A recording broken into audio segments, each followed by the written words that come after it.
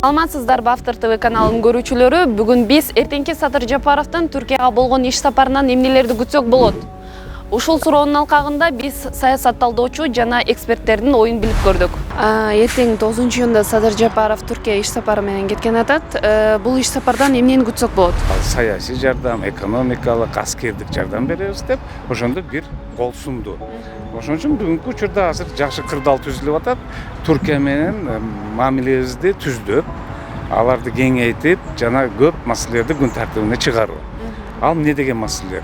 Азыркы тоолук Карабактан кийин, согуштан кийин Түркиянын дагы эл аралык айдында мааниси дагы, анын ролу дагы абдан өсүүдө. Ошон менен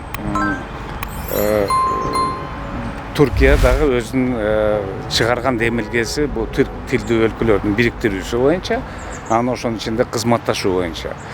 Бизге эми экономикабыз баягыдай начар абалдабыз. Пандемиядан кийин адам бешбетер.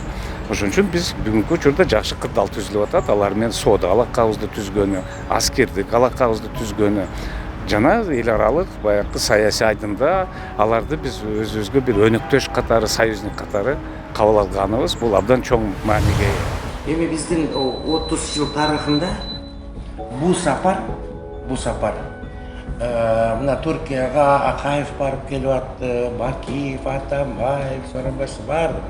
Бирок эң үзүрлүү визит азыр болот. Анткени себеп эмнеде? Себеп башка президенттерге караганда Садыр Жапаровдун абдан чоң мээнети бар Түркияга. Биринчиден бул таанышуу сапары десек дагы болот. Экинчиден аябай көп нерсени күтсөк дагы болот. Өзүңөр билесиңер, Кыргызстан азыр инвестицияга муктаж. Биринчиден, экинчиден коопсуздук жагынан дагы колдоого муктаж.